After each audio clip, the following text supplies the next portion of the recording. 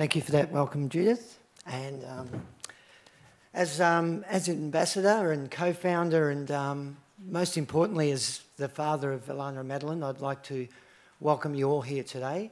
From our guests from WA to our experts that we've got here who are going to present, visitors, Martin Dixon and everyone that's here, thank you very much. And I wholeheartedly agree with Martin's comments there. We need to be part of that solution. And when I was thinking about this topic, it really is a case of why? Why do we need to be here? You know, it really comes back to that Tom Jones song, Why, Delilah? You know, and why are our children so vulnerable? And are they more vulnerable than we were when we were children? So when I was contemplating that whole question, and it's been on my mind for obviously since in the last few weeks, it really brought me back to an experience that I had with Alannah and Madeline. This is on a Sunday in 1993. We were living in Montmorency in Melbourne, and Alannah was 3 and Maddie was 1. And, when you've got little kids, any excuse to get out of the house is great. Anything becomes, even walking to the letterbox becomes an activity for them. So anyway, we decided we were going to go and visit our neighbour next door, this old lady who's just a lovely lady.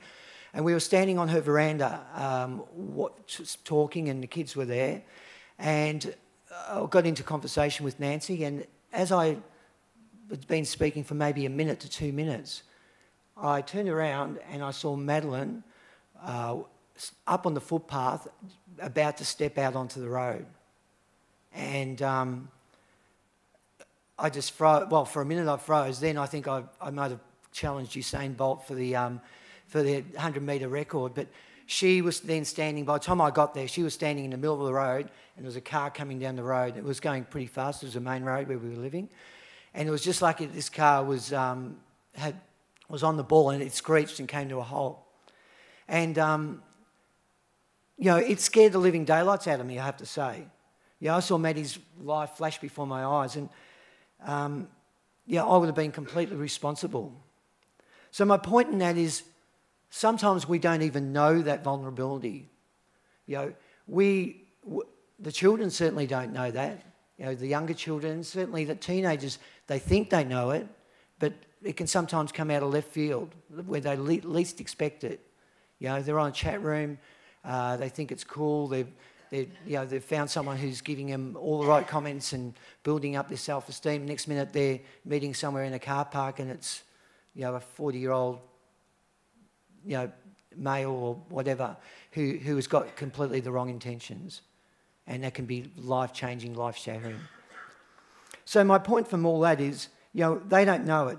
And we, even as adults, we have a sense of that we aren't vulnerable, that we're invincible in many cases, especially our young people. And I think there was no stronger illustration of that than recently there was a driver caught speeding at 199 k's an hour. And in the back of the car, his 9-year-old son. So, there's certainly not that thought that something's going to happen bad there. So, it's often that the dire situation, when that dire situation happens, that we realise, the vulnerability. And sometimes we look back in hindsight and we said, yes, we should have done that.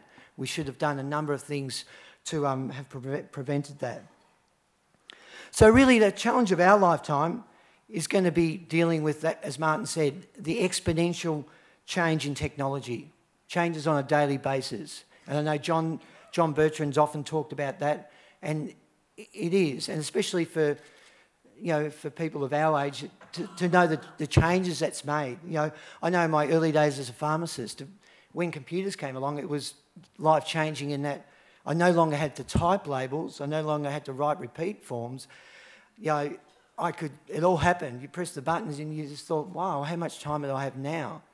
These days, it does all that. It also, you can get all the product information you could possibly want, side effects, and this is available to everyone around the world. And people, in some ways, all that knowledge is, well, probably detrimental to some people. They come in and they think they've got about 6 different diseases. Yeah. And they've got, you know, they want you to get all these products that are listed on the internet, which are, in many cases, you know, not actually beneficial and not actually have any medication in them. But, you know, you have all those things. So, you know, there's no need for reference books. You know, I can do my entire job and all the information is there and more information than I could possibly want. You know, and the IT world is a minefield, really. You've got Facebook, you've got Twitter, you've got texting, you've got MSN. It's really cybermania out there, you know. And it's there whether we like it or not and whether we want to face it or not. And, I mean, if you consider, you know, recently we've had, you know, people going up on the first commercial space travel. Now, if you had said that to me as a kid in the 60s, I would have said, well, no, that'd be just fantasy, that everyone and anyone, if they've got the money, could go and do that. But it's now reality. So how do we harness the internet and protect our children? That's the number one point. So, you know, it's a case of we need to be aware of what those dangers are. And over the next few days, we've got people from all the experts who are going to help educate us in that regard, give us the knowledge, give us the power to be able to deal in that world. And in particular, I want to mention the eSmart program because there's been a massive amount of work going to that.